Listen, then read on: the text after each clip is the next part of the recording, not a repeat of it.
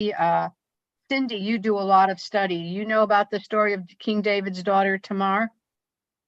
Is that the one that her husbands die and then she has sex with her father-in-law? A different Tamar. No.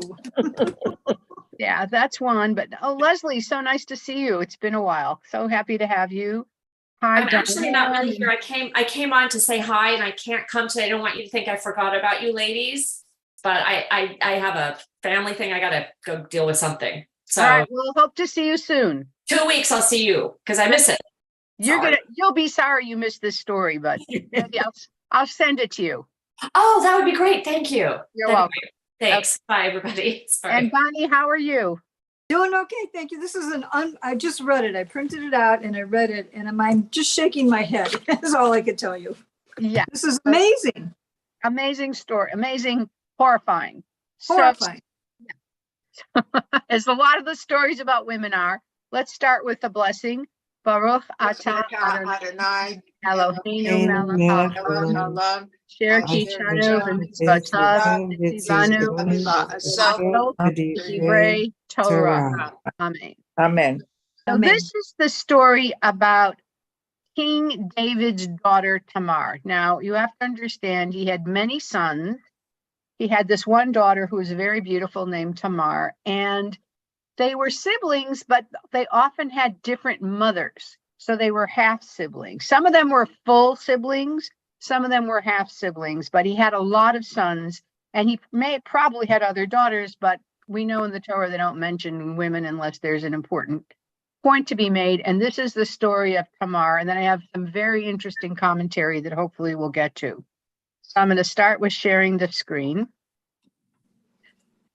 And this is after, I want to just remind you, the Bathsheba story where he, married, saw the beautiful woman in the bath and had sex with her and she got pregnant. And then he tried to get her husband to sleep with her and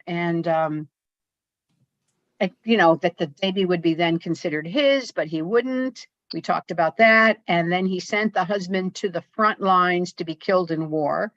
He married Bathsheba. Their baby then was born and died.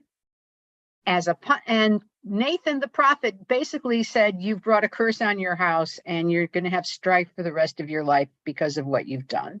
So now we're looking at the strife. So this is in the second book. Samuel has two books, Samuel 2, chapter 13. And here's where we start. So Cindy, why don't you start? In the course of time, Amnon, son of David, fell in love with Tamar, the beautiful sister of Absalom, son of David. Okay, so tell me what the story is. What's the relationship, Cindy? Well, they're half siblings. Right. Amnon fell in love with Tamar, who is and the fact that they say the beautiful sister of Absalom, son of David, tells you that Tamar and Absalom, as it's in Hebrew, are full siblings. Tamar and Absalom are full siblings. Amnon is a half sibling. Continue. Amnon became so obsessed with his sister Tamar that he made himself ill. She was a virgin, and it seemed impossible for him to do anything to her. So what does that mean? They haven't had sex yet. Right. Or that there was no way he could approach her, even if, I don't know if this is implying that you could have sex if she weren't a virgin or whatever, but he couldn't, there was no way he could be in any way connected to her. And we know it's lust, it's not love, but she was gorgeous. Continue. Now, Amnon had an advisor named Jonadab, son of Shemaiah, David's brother. Okay, stop. So what's their relationship? Somebody. This gets very confusing. Amnon had an advisor. His name was cousins? Cousins. First cousins. Okay. They were because Amnon, Jonadab was the son of King David's brother, Shemaiah. So that means that Shemaiah was Amnon's uncle, and that Yonadav was his first cousin. Okay, a little more. Jonadab was a very shrewd man. He asked Amnon, "Why do you, the king's son, look so haggard morning after morning? Won't you tell me?" Amnon said to him, "I'm in love with Tamar, my brother Absalom's sister." Okay, so I want to just stop for a minute.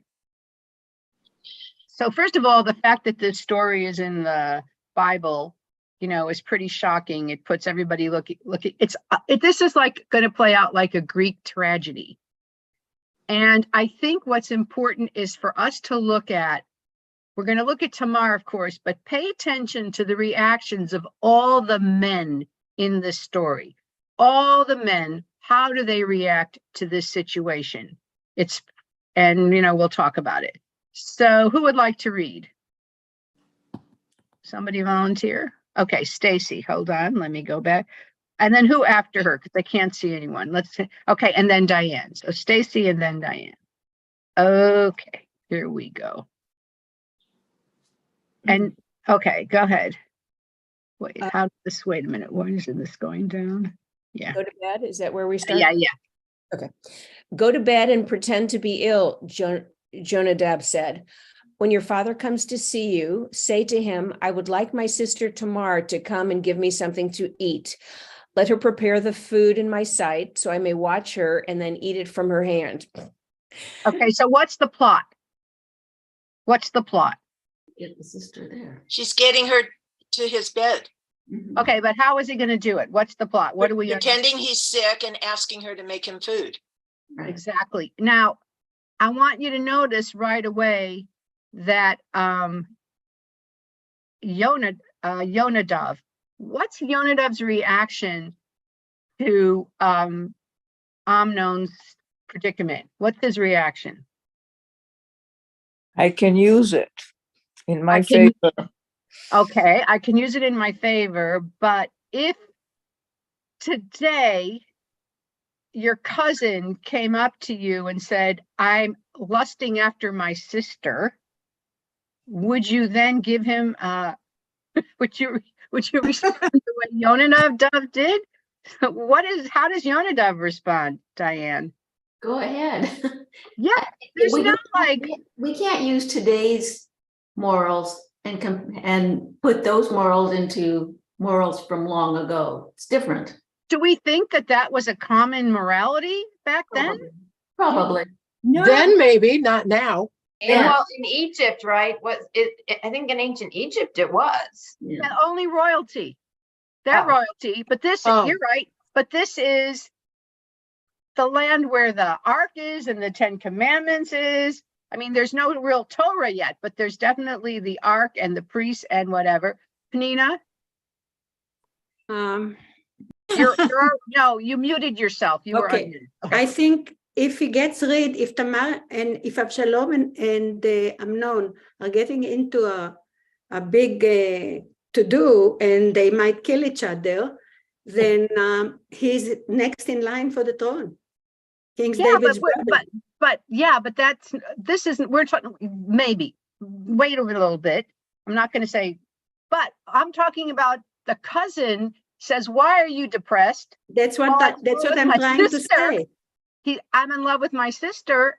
And he says, actually, Amnon is the next in line. He's the number one. That's it. So if he does something bad, he knew that Absalom is not going to sit still for it. So if the two men are out of the picture killing each other, he's next in line. No, the cousin is not next in line. It would be another son of King David. We don't hear about another one. We do later. Except Solomon.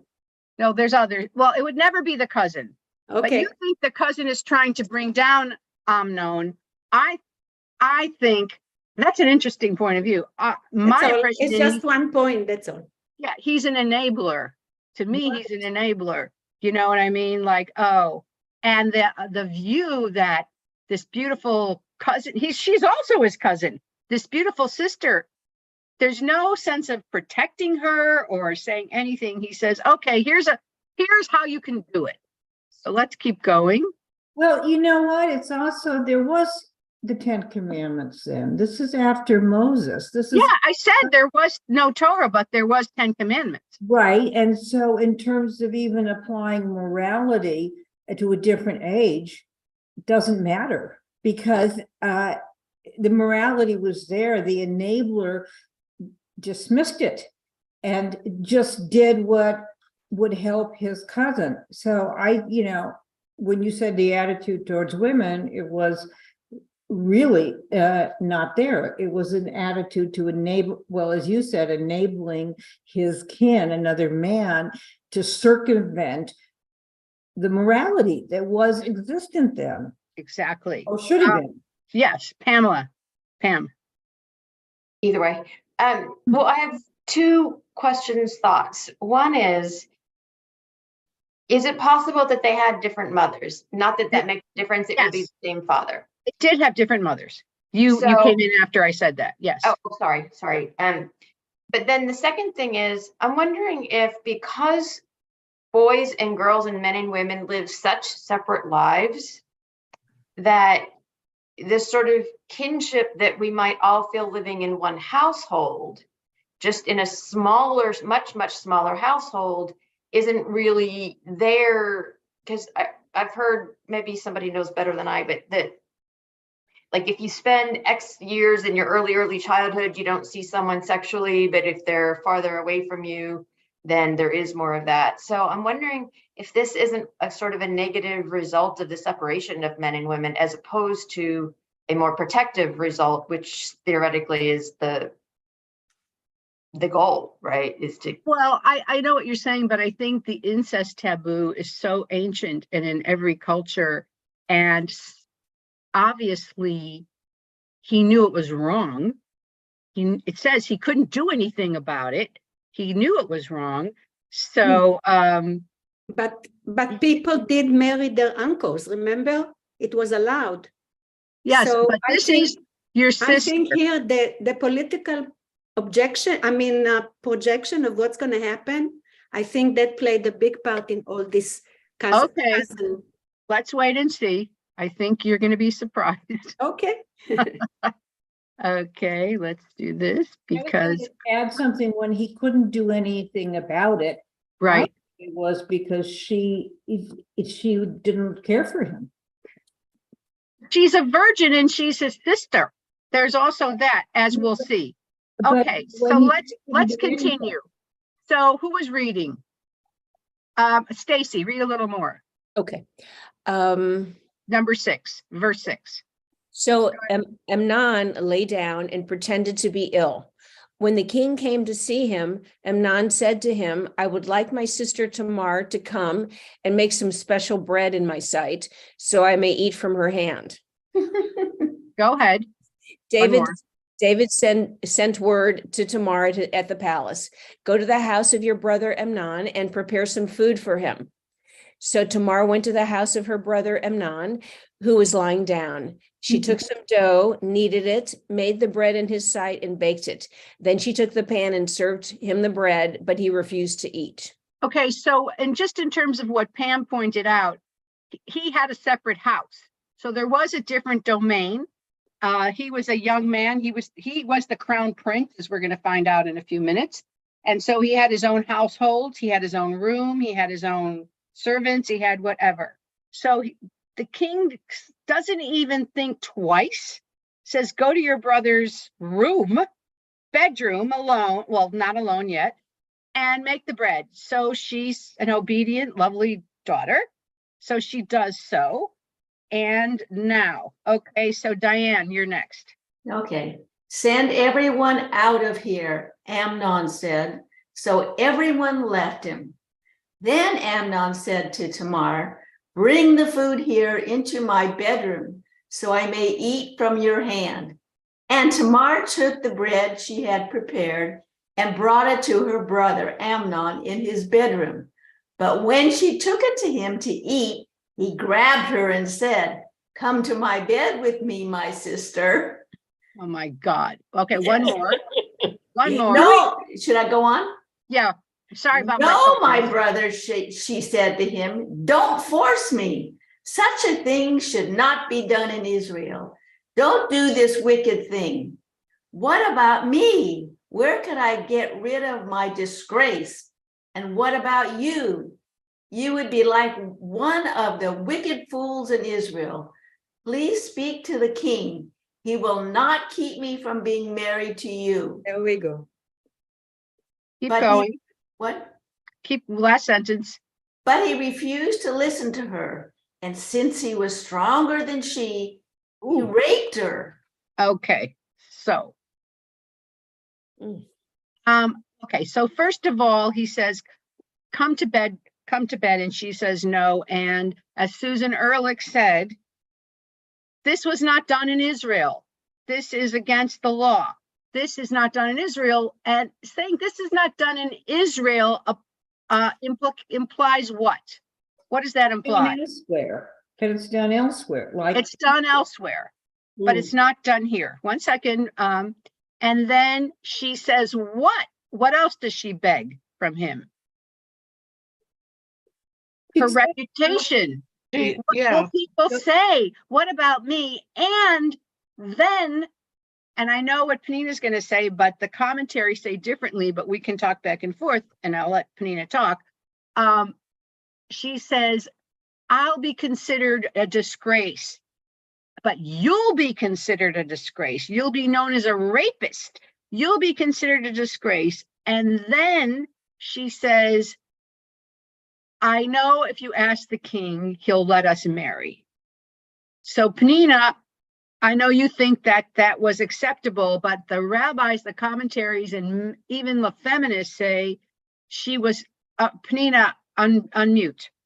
There is something else that I want to bring up. That, okay, 1 second. Let me just later finish. when we're done. Right. Yeah, just that all the commentaries say, and feminist commentaries say, she was trying to stall or talk him out of it, trying to get out of there. And you know how you say, just give me, how when she's about to be raped, you'll say anything to try to, prevent it. And all the rabbis, but not just today, but say she was even offering him that. But he knew that would never happen. He knew his father would never allow that because it's not done.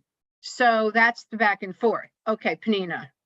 Okay, so remember when it happened with the tribes when they took Dinah in the Yes. Judah, and I met you sometimes, and I told you that the whole point of the thing was that even though he wanted to, they all turned Jewish, still Right. they were killed, and I said that the whole idea was that rape is not acceptable, not Yes. even if you become Jewish. Right. I think that when they tell those stories, it shows you that those stories became a law.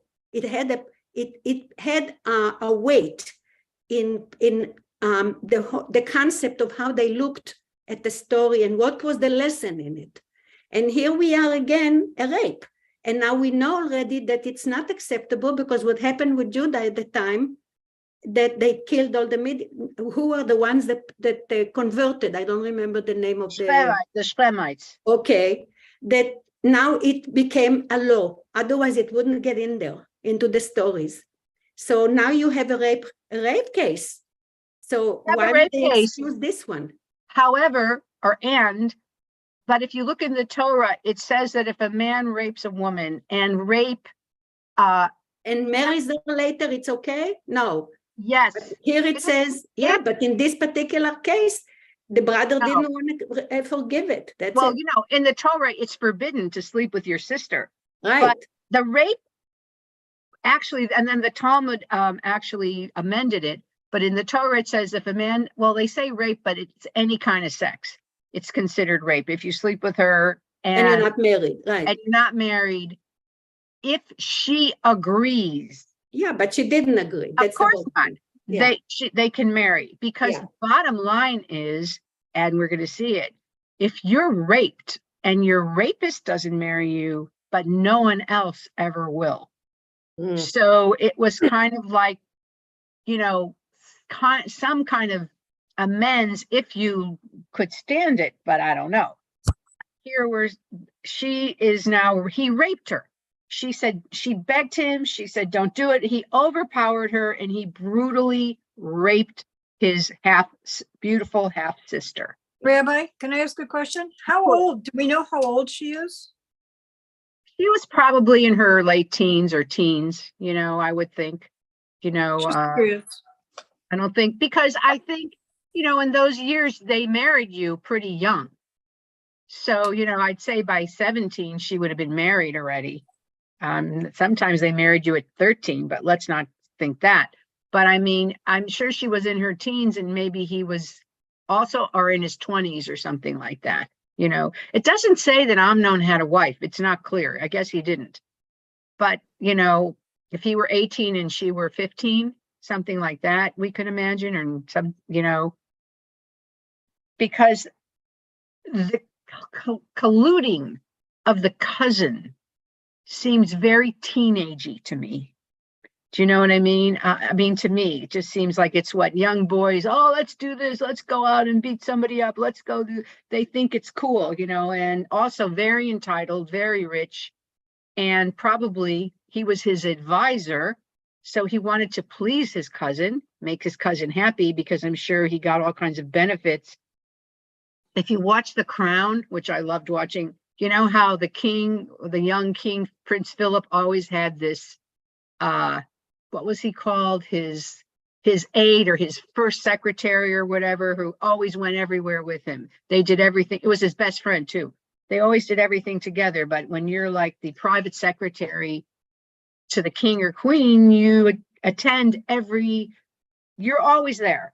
So you get to attend and benefit from all kinds of things. And I feel like this advisor wanted to please his cousin, and he's also going to be king. Right now, he's the first in line to be king, Amnon. Okay, so let's continue and see the what story also facilitate. I'm sorry, I have to say that the story also facilitate the road for Solomon to become the king later. Yeah, but there's a long way to go. A lot of tragedy. Yeah, but you're the ground right. was set already. Yeah. Well, but okay, let's continue. Where am I going to? Where's the share screen? Okay. All right, share. Here are we going. This one. Share. So he raped her brutally, and Bonnie, can you see? Sure, I can see. Okay, hold on. It's a good idea. Now look what happened. Number 15. Okay. Then Amnon hated her with intense hatred. In fact, he hated her more than he had loved her. Amnon said to her, "Get up and get out." "No," she said to him, "sending me away would be a greater wrong than what you have already done to me." But he refused to listen to her. He called his personal servant and said, "Get this woman out of my sight and bolt the door after her." So his servant put her out and bolted the door after her. She was wearing an ornate robe, for this was the kind of garment the virgin daughters of the king wore. Tamar put ashes on her head and tore the ornate robe she was wearing. She put her hands on her head and went away, weeping aloud as she went. Oh my God. This is horrible. Yes, it is. But Amnon gets his. Don't worry. Okay. I've read it, I know, but it's still horrible. It's horrible. So he hated her with an intense hatred. So I think it's psychologically such a, astute understanding of behavior for this ancient tale that they understand, like then you have no respect. You know what it reminds me of? Remember that show Maury? And they would always have these, it was a real trash daytime talk show that I used to watch while I was cleaning house. Right. And they would always bring up these girls who were pregnant, and then there would be 5 guys who could be the father. Baby mamas. Say, "You are not the father, you are the father." And the guys would badmouth this girl that they had all slept with so horribly and say, "She's trash, she's a whore, blah, blah, blah." And I said to my daughter, "You see, this is what men really think of girls who sleep around." I have a question. Yeah. So she tore her robe. Is there a significance to that? Sort of like today or whenever you tear your clothes when somebody passes away? Yes. Grief, terrible grief. It was grief because like her life was over. Her life was, she put ashes on her head. That is intense mourning and grief. And so wait, but he doesn't even, he says, get out. He doesn't even call her by name. And he says, get this woman out. I actually think in Hebrew, it's like, get this thing out. It's not even woman. It's get this thing out of my house. She's not even human in Hebrew. And the servant throws her out into the street, disheveled, obviously defiled, in the street. And she's, maybe even barefoot, who knows? So everyone could see, a horrible disgrace. And she tears her multicolored tunic. Who does that remind you of? Joseph. Joseph, the multicolored tunic that his brothers took from him, and smeared with blood. And so she's got this royal robe, recognized as a virgin princess. And now she's out there like with her hair all messed up and probably her clothes. And now she's out there and she's disgraced horribly, and she's hiding her face and she's weeping. It's a terrible, terrible situation for her. Okay. Any questions or comments about this? Susan. Yes, I agree with you. It's really an early state of some psychological things, some with men. And I remember tales in college, or even so, that there were contests of who could have sex with women. And did you ever hear these stories? Yes, and then afterwards, of course, they hated them because they were blemished, destroyed women. It's just, it's a strange quirk in some male psychology. Well, we know that during the war in the Balkans, in Sarajevo, and in what was the other country where the Muslim women were? What was the name of the little country that came out? Bosnia. Bosnia, and there was another one too, but they were raped, and then the families rejected these poor girls who had been raped by the soldiers as now unclean and defiled. And sometimes there was honor killing of the daughter, so she wouldn't bring shame. Exactly. And she was raped. Right. So it was such a primitive idea of a woman's purity or her virginity. And it's really about ownership. It's really about ownership. And in this ancient world, she knew it. Her life was over. Her disgrace. We know that Dinah, who was raped by the king of Shem, and her brothers went out and killed all those people, we never hear from her again. She lives in her father's encampment, and she never marries, she never has children, she never has any life. And that would have taken, if it really happened, it would have taken like hundreds of years before this. And it's still the same situation. I think Dinah's a little different because Hamar loved her and he wanted to marry her. We still don't hear from Shem loved her. Yeah, Shem, the son of Hamar, is that it? Hamor, yeah, but Shem was he was called Shem. Okay, so Shem loved her so much that got Dad to try and get Jacob to let her marry. So I think there's a little difference here. Yes, it may have been rape. He did, and she may have. We don't know whether she was lured by him. So there's some other deal, and there wasn't a contest and then spurning her after he had sex with her. No, that's true. But the way that the family, Simeon and Levi wanted to avenge that. So, but she's never heard from again. Is my point. Her life is over. She never marries. She never has children. They avenged her honor, or their honor. Yeah. But her life, no man will ever marry her because she was raped or had sex with Shem. And the same thing here. And so now we're going to see what happens to Tamar. Okay, so we go to Tamar and share. And hold on, let me just go down. It's interesting too, the two Tamars, Yeah, they're very, but hundreds of years apart. right? Okay, so now, Susan Ehrlich, why don't you read? Her brother Absalom, Brother right? Absalom said to her, has that Amnon, your brother, been with you? Be quiet for now, my sister. He is your brother. Don't take this thing to heart. And Tamar lived in her brother Absalom's house, a desolate woman. This is horrible. When King David heard all this, he was furious. And Absalom never said a word to Amnon, either good or bad. He hated Amnon because he had disgraced his sister Tamar. Okay, so let's look at Absalom now. What does he say to his sister? Don't say anything. Don't talk about it. Just go into my house. And she lived her life as a desolate woman. And the rabbis say that means she never married. She never had children. She just lived there sadly for the rest of her life. This beautiful girl who's been defiled. And King David was furious, but he didn't do anything. And Absalom hated him. And there's the implication that Absalom was waiting for King David, his father, to do something because he knew about it, but he never did anything. He never did anything about it. Yes, Merle. But what's he going to do?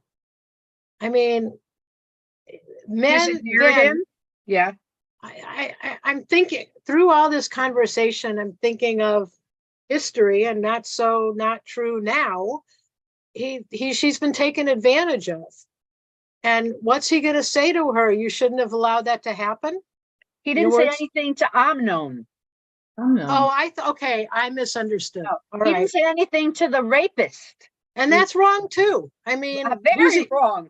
Yeah, I mean, the whole thing is wrong, but is he trying to protect someone? I mean, is he trying to protect Amnon from what he did that was so wrong? Don't you just protect the crown and sweep all the dirt under the carpet? That's what I'm thinking. I mean, that's essentially what Prince Harry wrote an entire book about. Right. I didn't read the book, but you're right. I didn't read it either, but I'm just saying, like, he's angry because the current crown in England tries to sweep all of the garbage under the carpet and only shines a light on what they wish to by using the British media to do so. Well, they don't want anybody to know what they were a part of wrong. Well, it would also destroy the monarchy, right? Because this is the crown prince, and the crown prince just did something horrific. Exactly. Sleeping with his sister and the rape, probably the rape less horrific than the sleeping with his sister part, right? Would be, yeah. I mean, the whole thing is horrific then or whenever. All right, let's keep going because let's see what happens now. Okay, so Susan, why don't you read a little more? Hold on. Absalom kills Amnon. Good. 2 years later, when Absalom's sheep shearers were at Baal Hazor near the border of Ephraim, he invited all the king's sons to come there. Absalom went to the king and said, your servant has had shearers come. Will the king and his attendants please join me? No, my son, the king replied. All of us should not go. We would only be a burden to you. Although Absalom urged him, he still refused to go, but gave him his blessing. Then Absalom said, if not, please let my brother Amnon come with us. The king asked him, why should he go with you? But Absalom urged him, so he sent with him Amnon and the rest of the king's sons. Okay, so this is a sheep shearing festival. It's a party. It's a big barbecue, basically. And it's 2 years later. Nothing has been done. No consequences. King David hasn't done anything. Poor Tamar is lost in this house. And Absalom's, they were having a party. He said, why don't you come? We have the shearers. We're going to eat. And he invites the king. And the king says no. He says, well, let my brother Amnon come. And he says, well, Amnon, the crown prince, why should he? But he said, oh, come on. I want to have all my brothers come and, celebrate with me. It's probably was like a common, I think they even do it today. They have shearing festivals or harvest festivals or whatever. So they said, okay. All right. So now who hasn't read? Well, I have one question. Oh, yeah. It just occurred to me now, isn't this sheep shearing a kind of leitmotif that happens several times? Like the well is where the guys meet the girls and hook up or whatever. But there's sheep shearing. I thought we had even with David, with Abigail, and we had Tamar and Judah, the first Tamar. You're right. You're right. And the other situations too, where it could be either a place of danger or sex or both. It seems like that is, to me, I agree with you, but what strikes me, right, it's a place of drunkenness. Okay. I feel like it's a place of drunkenness. It's where everybody drinks. Yeah, there's probably sex or whatever, but it seems like there's, and look, actually, and look at the first sentence of the next one. Absalom ordered his men, listen, when Amnon is in high spirits from drinking wine. So this is a drinking party, that they drink wine and they shear the sheep and they probably eat some barbecue lamb and who knows what else.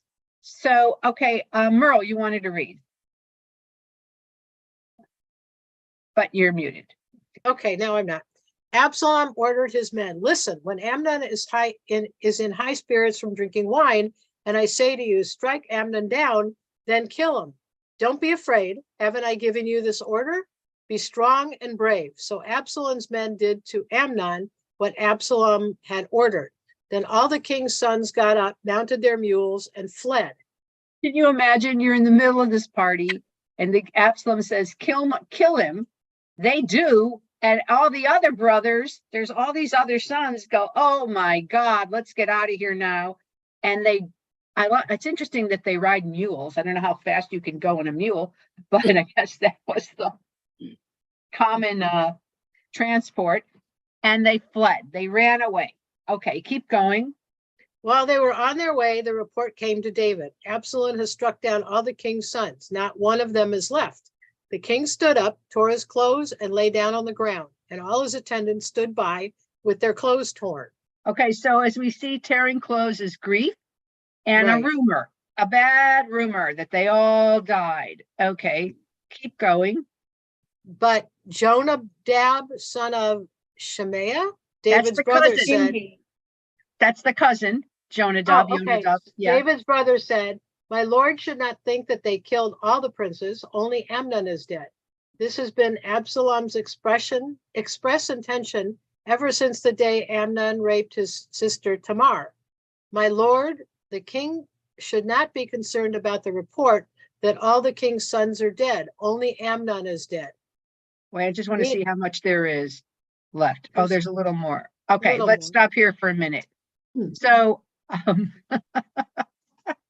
this guy, Jonadab, is a real character. So what is his character? What do we see from what he does when Amnon is dead and talking to the king? Yeah. Is he the one that started the rumor that they were all dead? No, he's the one who told his cousin Okay. to get sick in bed and invite her in. Oh, right. Okay. So he's a partner in this nightmare. He's like, who is he like? Iago? I don't know who he is. He's a character that he sidles up or kisses up to whoever's in power and whatever is better for him. There's no grief there that Amnon is dead. It's like, don't worry, they're not all dead. He rushes to the king to give him good news, the good news that the rest of them are alive. And he says, well, he's been plotting that ever. How did he know that? Did he know that and never tell Amnon? I mean, he's playing both sides. He's a very shifty, interesting character. He's a pot stirrer. He's a pot stirrer. And he's like, whoever side is expedient to be on, he's on their side. You know what I mean? He changes sides back and forth, you know. So I was thinking of in the War of the Roses, there was this one family And when there was the war between the two sides, there were two brothers, and each brother took one of the sides. So whichever side won, the family would be on the right side. This guy is like running to the right, to whoever he thinks it's better for him to align himself with. So now he's justifying Amnon's death even. Did you want to say something, Stacy? Oh, I was just gonna say he was an opportunist. Total Oh, opportunist. yeah. Perfect word for him. He was an opportunist. And now, so now Absalom, though, and I think we're going to read it, he was next in line after Amnon, and now he's on the run because he just killed his brother. And we're going to read in 2 weeks what else he does. It doesn't stop here, but let's just read this part. Okay, share. So I'm going to move back up a little bit. Hold on. Meanwhile, Absalom had fled. Okay. Pam, did you read? Okay. I will read. 34. Okay. Meanwhile, Absalom had fled. Now the man standing watch looked up and saw many people on the road west of him, coming down the side of the hill. The watchman went and told the king, I see men in the direction of Horonaim on the side of the hill. Jonadab said to the king, see, the king's sons have come. It has happened just as your servant said. So see, that's good old Jonadab, the opportunist, saying, you see, I told you they weren't dead. They are running here. Okay, keep going. As he finished speaking, the king's sons came in, wailing loudly. The king too, and all his attendants wept very bitterly. Absalom fled and went to Talmai, son of Ammihud, the king of Jeshur. But King David mourned many days for his son. After Absalom fled and went to Jeshur, he stayed there 3 years, and King David longed to go to Absalom, for he was consoled concerning Amnon's death. So now, 3 years later, he's missing Absalom. Okay, Amnon is dead, but what about my son Absalom? So now let's read the commentary, because this is a great commentary that gives you more details and more backstory. So Pnina, why don't you read? Okay. Tamar, daughter of King David, is first introduced as the beautiful sister of Absalom, the third son born to the king in Hebron. So pay attention, it's the third son, not the first, not the one to the throne. Their mother, Ma'akah, was David's third wife, daughter of King Talmai of Geshur. Okay, so that's where he runs later to Geshur. So, triangulated between powerful men, Tamar is raped by her half-brother Amnon, while her father, the king, inadvertently facilitates his daughter's violation. Ooh. Right, by saying, go in and bake bread for him. He's allowed it to happen. Okay. Right. Absalom, her full brother, silences her and later avenges her rape, though she remains muted and desolated in her brother's household for the rest of her life. Never to marry or bear children, Tamar is the only woman whose voice is heard aloud in protest to rape in the Hebrew Bible. This is the one woman who says, don't do it, don't do it, don't do it. And actually in the Torah, it says, you have to protest. You have to say no in order for there to be punishment. I can't remember the exact law, but this is it. Okay, so this is now more to it. Who has not read? I think what you're referring to might be rape in the city versus the country. Rape in the country, exactly. You're right. You're absolutely right. Has anybody not read who would like to read? Lynn. Okay, Lynn, please. A prophecy of doom. The story of Amnon and Tamar appears in the wake of David's adultery with Bathsheba. According to Nathan's prophecy, calamity would rise up against David from within his own household as the consequence of his taking Bathsheba secretly and having Uriah, her husband, slain in battle. The sword would never depart from his kingdom, and another man or neighbor would lie with his women in public. After the death of the unnamed infant son conceived in adultery, The princess Tamar is the next to be struck. While most interpretations surmise that Nathan's curse refers to Absalom's sexual conquest of David's 10 concubines on the roof. Which we'll read about next week. We're going to read about that next week. You missed that one. Yeah, it didn't happen yet. Go ahead. The neighbor may allude to his own firstborn son, Amnon, who forcibly lies with his half-sister Tamar. Okay, so now Susan Ehrlich, because you were talking about this, why don't you read this? You're muted. Okay. I saw that. Okay, in all three rape narratives in the Hebrew Bible, the story of Dinah and Shem, the concubine of Gibeah. That's another one. Yeah.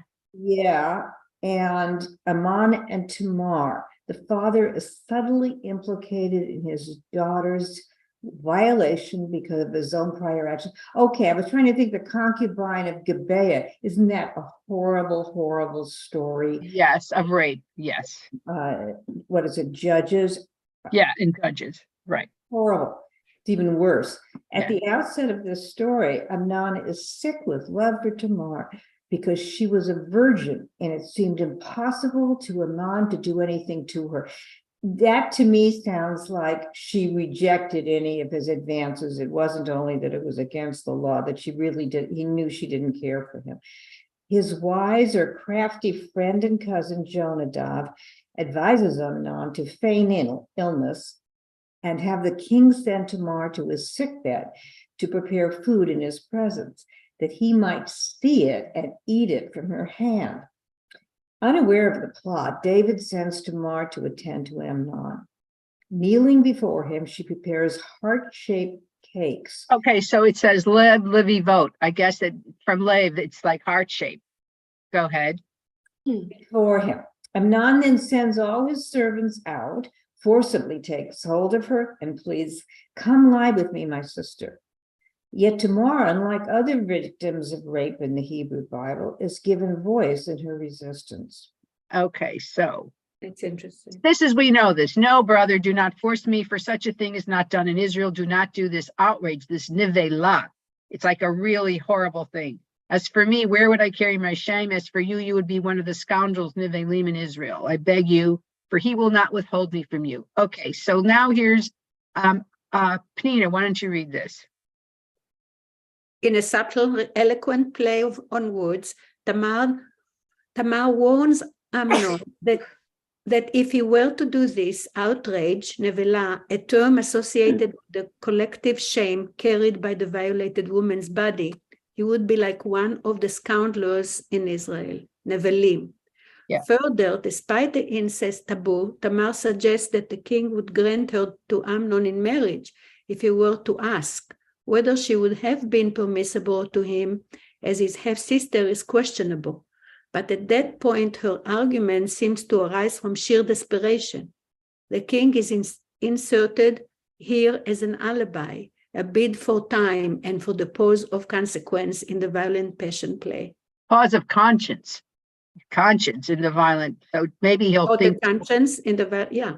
And Okay. Okay. Stacy, why don't you read? The rape's aftermath. After Tamar is raped, Amnon is seized with hatred for her. His loathing was even greater than the lust that he had felt for her, and he orders her out with two callous words, "Up, go." Despite her request not to shame her further in this way, he commands his servant to send this one out. As an object of loathing, the woman is reduced to the demonstrative pronoun this. When she ceases to satisfy, she is cast away. In the narrative and in her own plea, Amnon's banishment is worse than the sexual violation, for Tamar has little recourse as a victim of both rape and later revulsion by the king's son. According to the law, the one who seduces or rapes a virgin out of wedlock must pay the bride price and marry her if her father approves, and he may never divorce her. But the Talmud made it that she has to agree. They changed that. While incest may preclude this option, the prince's loathing of his rape victim and his father's indulgence seals her fate. Amnon has his servant banished Tamar from his chambers and locked the door behind her. Does everybody remember when Bill Clinton called Monica Lewinsky that woman? That's Oh, right. yes. That's exactly right. Okay, Pam, why don't you read in response? In response, Tamar bears the long-sleeved cloak. Tears. Oh, sorry. Jesus Christ. Tears the long-sleeved cloak characteristic of the virgin daughters of the king. The rending of the cloak foreshadows the rent in the fabric of the kingdom. It also resonates with the garment worn by Joseph. Also, A ketonet pasim, which means a robe of stripes, of colors. Yeah. okay. So incendiary to sibling rivalry. Joseph, like Tamar, had been a victim of fraternal violence. He is disappeared by his brothers down into the pit of slavery in Egypt, while she is disappeared, rendered a persona non grata as a consequence of shame. So she's disappeared. I love the way they use that. One more. Tamar's signs of mourning, ashes on her head, torn garment, and wailing, demonstrate publicly that she has been violated. But Absalom, her full brother, orders her to be silent, suggesting that nothing could be done to restore her honor, and Tamar lives out the rest of her life forlorn in her brother's house. Okay, the king, on the other hand, when he hears of the rape, does not bashnash Amnon because he loved him, for he was his firstborn. The father is deeply implicated in both the violation of his daughter and the lack of consequence for his rapist son. The incestuous rape results in fratricide when 2 years later, Avshalom has Amnon killed in the context of a sheep shearing feast to which all the king's sons are invited. The murder leads to Absalom's exile and David's opprobrium, which devolves into insurrection and civil war, and ultimately the unraveling of the king's entire household in fulfillment of Nathan's prophecy. Okay, Diane, why don't you read? Tamar is thus both a full-fledged character who speaks and arouses the reader's sympathies, and a symbolic figure, a victim of divine retribution exacted upon her father. While Absalom's suppression of his sister's cries may enable him to plot revenge, it denies her the right to testify to her own violation and reinforces her shame and banishment from the social order. Though she remains desolate in her brother's household, Tamar is the only woman who voices resistance to sexual violation, and so continues to present a powerful example of protest for women today. She is further granted an afterlife in that Absalom names his beautiful daughter Tamar, presumably after his sister. Can I ask one question? You can ask as many as you want. Well, I'm thinking of today's world. How do people know she was raped? How does the woman prove that she was raped? Why didn't she just go to another country and live her life? Who would know she was raped? Wait, you mean in this story? No, it's not in this story. It's in my fantasy. Do women that were raped, couldn't they just go someplace else and pretend they weren't? Women couldn't even cross the street without a man beside her most of the time. Sorry. You had no freedom. You had to be with a male, had permission, like her father sent her. You had no, I mean, the thing about Dinah that was like shocking or amazing, or they sometimes blame her, is because she went out by herself to meet the neighbors, and then she ended up getting raped. So she had no power to go anywhere or do anything. She was a property. Stacy. I just find it so ironic that it seems like the more things change, the more they stay the same. It's like perpetrator turned victim. This woman's a victim, and she's thrown out of society. I mean, what's up with that?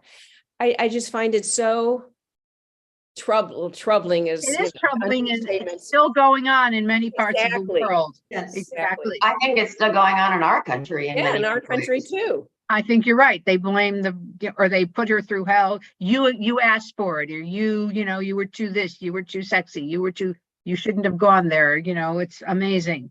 Pnina. Okay. In You're- some Yeah, go ahead. in some cultures, the family members, especially the mother of the groom, they wait outside when they're on the first night of the marriage, and the sheet with the bloody sheet will be actually shown to the members who wait outside, the women, as a proof that she was a virgin. And I lived. I'm 83 years old, and yes, I lived many years ago when it was still practiced, and I'm wondering if it's still being done today in some I places. wouldn't be surprised where They still do it at a bedekin. There we go. Doing the bedekin. Okay. I mean, we There have go. family. The father's an Orthodox rabbi in Chicago, and at both daughters' weddings, we didn't go to the other two weddings. At both daughters' weddings, they did this. I mean, I was Okay, totally there we grossed go. by Okay. it. Wait, But- you're telling me they stood outside and waited to see if the sheet was stained with blood, that she was a virgin? Yes. This was probably like, I don't know, 15 or 18 years ago. I mean, none of their other kids have, we haven't been to they don't have any other kids to get married, but they did do this. And I had never been to a bedekin before. And I'm not sure Arnie's mother had been to one. I'm not sure any of us had been to one. I was in many, and they didn't do it in all of them or in many. Well, of they them. did None of this the in- ones that I went to. The Orthodox. They did Jews. this in Chicago. I mean, Yeah, it I was- believe you. That, like I said, in certain cultures, in actually certain read that in- places where they come from, they probably did it. But yeah. I didn't notice. I didn't witness it myself. That's Wow. I didn't witness it because I refused to go near it, it. Okay. but they paraded around with the bloody Well, sheet. in other words, so what I said is true. I mean, Yeah, there it's- was- it's they still have to show done. proof. That's it. Right. In yes, they Yentl, do. she spilled the red wine. That's right. She still- Right. Because they were going to look. Wow. So I have- primitive. Well, Question, isn't it bedekin when they bedeck the bride with a veil?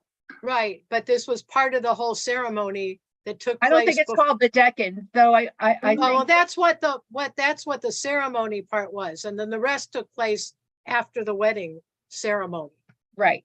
The bedekin is where you look at the Right. bride and then you put the Right. veil on her. I was at that with my niece. Well, and that's different than, Yeah, well, this was, they did Yeah. the bedekin, and this was After the after the ceremony, that hour or so that you're supposed to spend, but you have to prove Begins with to, an S, whatever that hour that the couple spends alone. I don't remember what it's Begins called. with an S.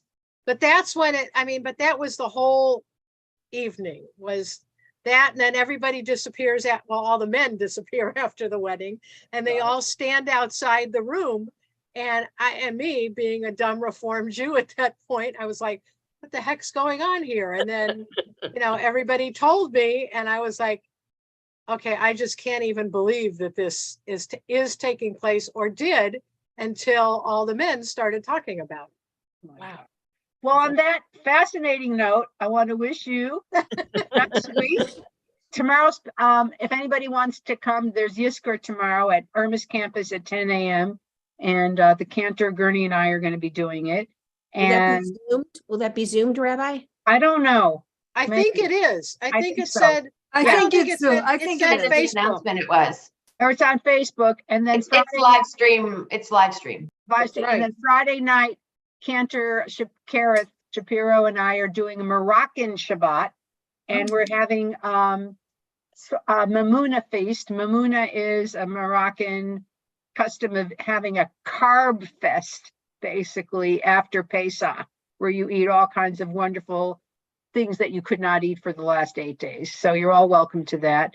And I wish you a lovely week, and I'll see you next time. Bye, Thank you everyone. all. Thank you. Great group. seeing everyone. Great. Thank night. you, Rabbi. Really interesting. Thank you. Yeah. Thank you, thank you. Thank you. Penina? Penina? Yes. Yes, I wanted to contact your daughter, Talia. Okay, I